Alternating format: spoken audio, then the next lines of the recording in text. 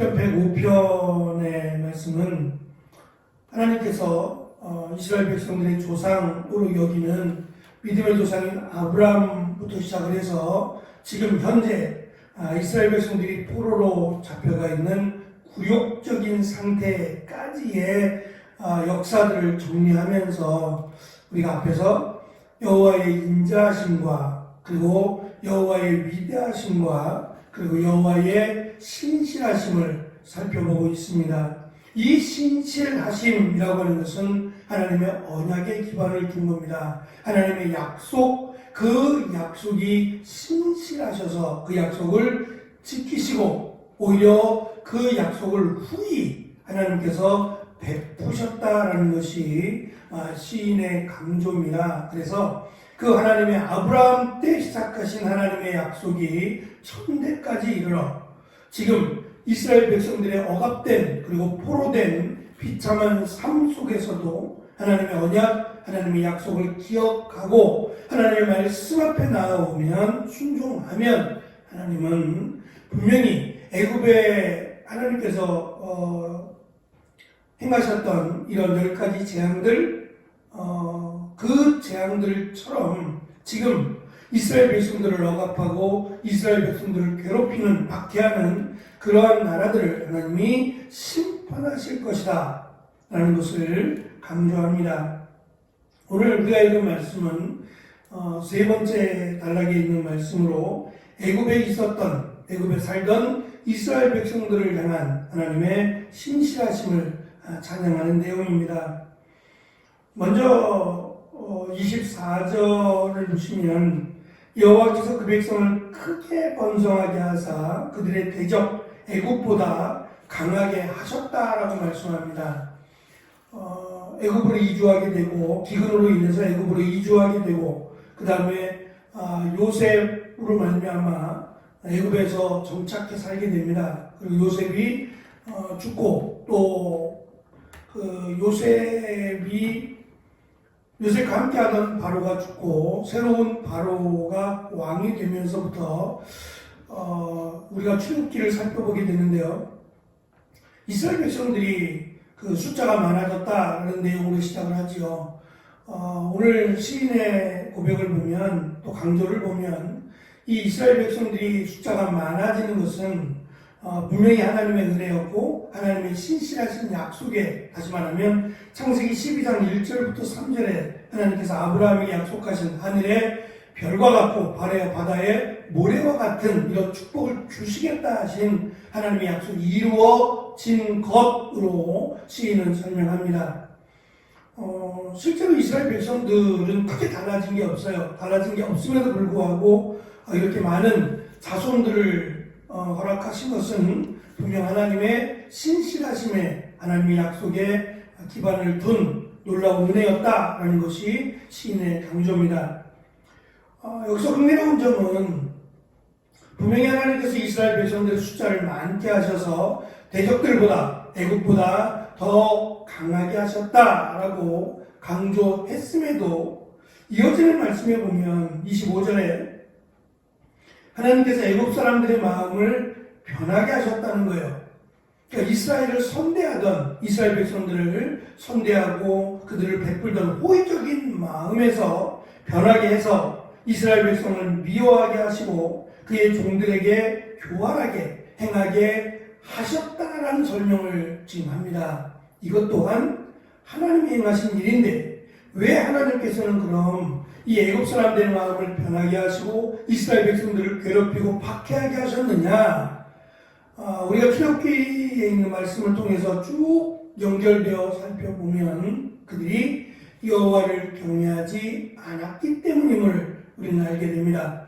하나님의 언약을 잊어버리고 하나님을 찾지도 않을 뿐만 아니라 그들의 신, 애굽의 우상들을 섬기는 죄악을 행함으로 하나님께서 깨닫게 하기 위해서 그들을 애굽에 마치 넘겨주신 것처럼 그렇게 기록을 합니다.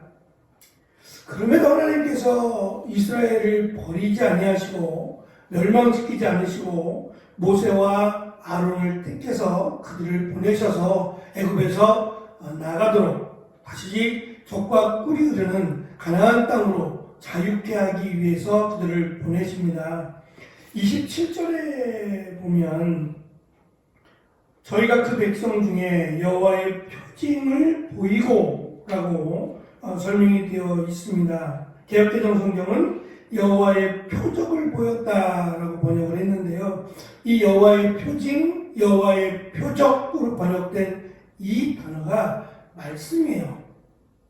여호와의 말씀, 여호와의 언약, 여호와의 약속으로도 번역되는 단어인데요. 다시 말하면 하나님께서 그들에게 표적을 보인 건 맞습니다. 하지만 지금 시인의 강조는 여호와께서 보이신 것은 표적보다 언약 또는 약속임을 강조하고 있어요. 다시금 하나님의 약속을 깨닫게 하시고 하나님의 언약을 그들로 하여금 상기시켜 주시는 하나님의 은혜를 시인은 강조합니다. 그래서 하나님의 신실하신 약속, 그 약속으로 말미암아 이스라엘을 애굽에서 건져주시고 젖과 꿀이 흐르는 가나안 땅으로 가게 하셨다는 겁니다.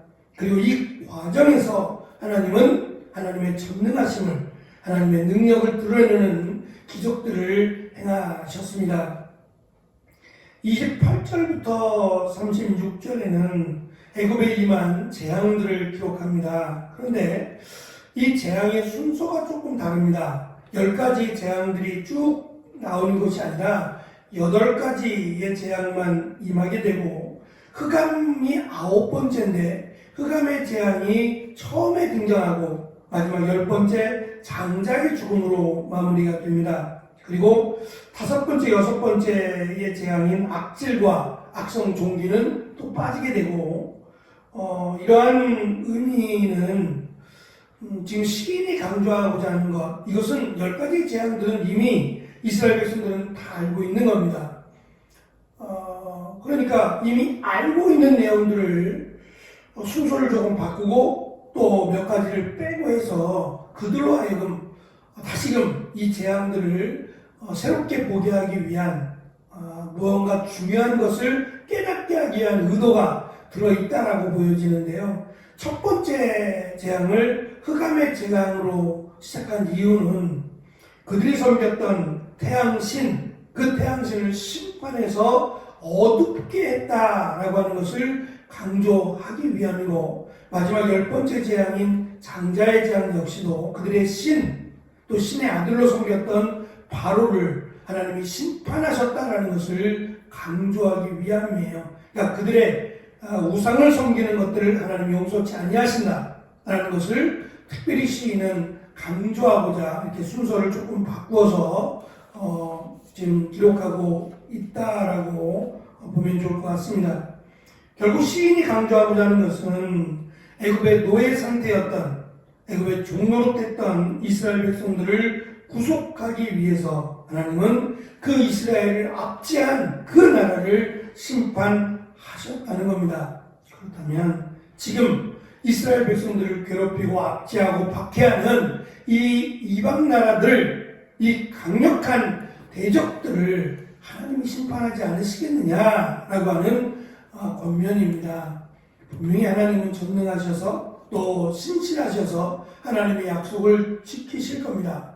그러면 지금 이스라엘 백성들에게 필요한 것은 여호와를 경외하는 것이며 하나님의 말씀에 순종하는 겁니다. 그러면 하나님께서 과거 애굽에 행하셨던 놀라운 일들, 또 약속들이 이루어짐을 지금 시대가 바뀌었고 또 많은 시간이 흘렀지만 여전히 하나님은 행하실 것이다 라고 하는 것이 시인의 권면이자 강조입니다. 이것은 시인이 이들에게만이 아니라 이 말씀을 읽는 우리에게도 동일하리라 생각합니다.